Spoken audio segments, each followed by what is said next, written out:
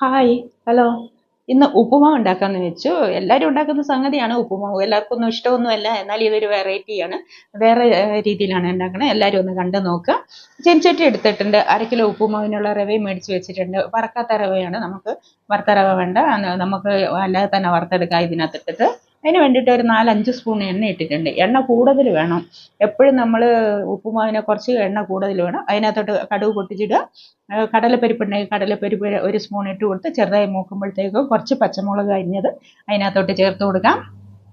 കറിവേപ്പില ഉണ്ടെങ്കിൽ കറിവേപ്പിലയും ചേർത്ത് കൊടുക്കാം. ഇതിനകത്തോട്ടാണ് നമ്മൾ ഈ 1/2 കിലോ റവ നമ്മൾ ഇടുന്നത്. ഇത് അതിനകത്തിട്ട് നല്ലപോലെ ഒന്ന് വറുത്തെടുക്കണം. വറുത്തെടുക്കുക എന്ന് പറഞ്ഞിട്ടുണ്ടെങ്കിൽ നമ്മൾ ഒരു ചെറുതായിട്ട് ഇതൊന്ന് മൂത്ത് വരുമ്പോഴത്തേക്കും ഇതിനകത്തോട്ട് ഒരു 1.5 ഉള്ളി മുറിച്ചത്, നീളത്തിൽ മുറിച്ചത് ഇട്ടിട്ട് ഉള്ളി ഇതിനകത്തോട്ട് ചേർത്തിട്ട് ഇതിൻ്റെ കൂടെയാണ് നമ്മൾ ഉള്ളി വറുത്തെടുക്കുന്നത്, വഴറ്റിയെടുക്കുന്നത്. വറുത്തല്ല, വഴറ്റിയെടുക്കുന്നത്. ഇതിൻ്റെ കൂടെ എന്താണെന്ന് വെച്ചിട്ടുണ്ടെങ്കിൽ കുറച്ച് ഉപ്പും കൂടെ ചേർത്ത് കൊടുക്കുക. അപ്പോൾ നല്ലപോലെ വേഗം ഉള്ളിയെല്ലാം വഴന്ന് കിട്ടും. നമ്മൾ വിചാരിക്കും റവയുടെ കൂടെ ഉള്ളി ഇട്ടിട്ടുണ്ടെങ്കിൽ എങ്ങനെ വഴന്ന് കിട്ടുമെന്ന് വിചാരിക്കും. പക്ഷെ അതല്ല, നല്ലപോലെ വഴന്ന് കിട്ടുന്നതാണ് ഉള്ളി. നല്ലപോലെ മൂത്ത് കിട്ടുകയും ചെയ്യും. റവ ഓൾറെഡി നമ്മൾ ഇത് വറുത്ത് കൊണ്ടിരിക്കുന്നതുകൊണ്ട് റവയ്ക്ക് നല്ല ചൂടുണ്ടാവില്ല. ആ ചൂടിൽ കിടന്ന് തന്നെ ഈ ഉള്ളി വഴന്ന് കിട്ടും. നല്ലപോലെ വഴന്നതിന് ശേഷം കുറച്ച് ഉപ്പിട്ട് കൊടുക്കാം. ഉപ്പിട്ട് കൊടുക്കുന്ന സമയം കൊണ്ട് അടുത്ത സ്റ്റൗവിലോട്ട് നമുക്ക് 1 കപ്പ് റവ എടുത്തിട്ടുണ്ടെങ്കിൽ 3 കപ്പ് വെള്ളം നമുക്ക് അടുത്ത സ്റ്റൗവിലോട്ട് വെച്ച് തിളപ്പിച്ചെടുക്കാം. നല്ലപോലെ തിളച്ചിരിക്കണം വെള്ളം.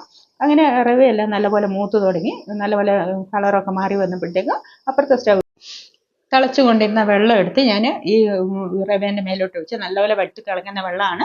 കൈയൊക്കെ കൊള്ളാതെ നോക്കാൻ തെറിക്കും. അപ്പോഴത്തേക്ക് നമുക്ക് ഫ്ലെയിം ഒന്ന് കുറച്ച് കൊടുക്കാം. അതിനകത്തോട്ട് ഒരു തുള്ളി മഞ്ഞൾപ്പൊടി അല്ലെങ്കിൽ ഒരു 1/2 സ്പൂൺ മഞ്ഞൾപ്പൊടി ഇട്ട് കൊടുക്കാം. മഞ്ഞൾപ്പൊടി വേണമെങ്കിൽ ഇടാം, ഇല്ലെങ്കിൽ കുഴപ്പമൊന്നുമില്ല. പിന്നെ തക്കാളി അരിഞ്ഞത് വെച്ച് ഒരു 1.5 തക്കാളി അരിഞ്ഞത് വെച്ചിട്ടുണ്ടായിരുന്നു, അതും കൂടെ ചേർത്ത് കൊടുക്കാം. അതിന് ശേഷം നല്ലപോലെ തിളച്ച് വരുമ്പോഴത്തേക്കും കുറച്ച് മല്ലിയില ഉണ്ടെങ്കിൽ മല്ലിയില ഇട്ട് കൊടുക്കാം. മല്ലിയിലയ്ക്ക് പകരം കറിവേപ്പില ഇട്ട് കൊടുത്താലും മതി. മല്ലിയില ഇട്ട് കൊടുക്കുമ്പോൾ ഒരു പ്രത്യേക ടേസ്റ്റാണ്. അതിന് വേണ്ടിയിട്ടാണ് മല്ലിയില ഇട്ട് കൊടുക്കുന്നത്. അത് ഇട്ടതിന് ശേഷം സ്റ്റൗ ഒന്ന് സ്ലോ ആക്കിയിട്ട് നമുക്ക് മൂടി വെക്കാം.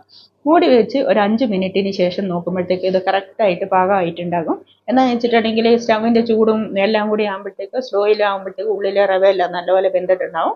എല്ലാവർക്കും റവ ഉപ്പുമാവിൻ്റെ മേലെ കുറച്ച് നെയ്യും കൂടി ഇട്ടാൽ ഇഷ്ടമാണെങ്കിൽ അതും കൂടെ മേലെ 1 സ്പൂൺ നെയ്യും കൂടി ഇട്ടിട്ട് നമുക്ക് ഉപയോഗിക്കാം.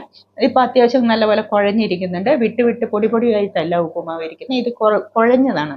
നല്ലപോലെ കുഴഞ്ഞ് കുറച്ച് വെള്ളം കൂടുതലുള്ളതാണ് നല്ല കുഴമ്പ് പരുവത്തിലിരിക്കുന്നത്. ഈ പരുവത്തിലിരിക്കുമ്പോൾ നമുക്ക് നെയ്യും കൂടി ഉണ്ടെങ്കിൽ നല്ലൊരു ടേസ്റ്റാണ്. എണ്ണ കൂടുതൽ വേണം, അല്ലെങ്കിൽ തവിയിൽ പറ്റിപ്പിടിക്കും. ഞാൻ അധികം എണ്ണ ഒഴിച്ചിട്ടില്ല, അതുകൊണ്ടാണ് തവിയിൽ പറ്റിപ്പിടിച്ചിരിക്കുന്നത്.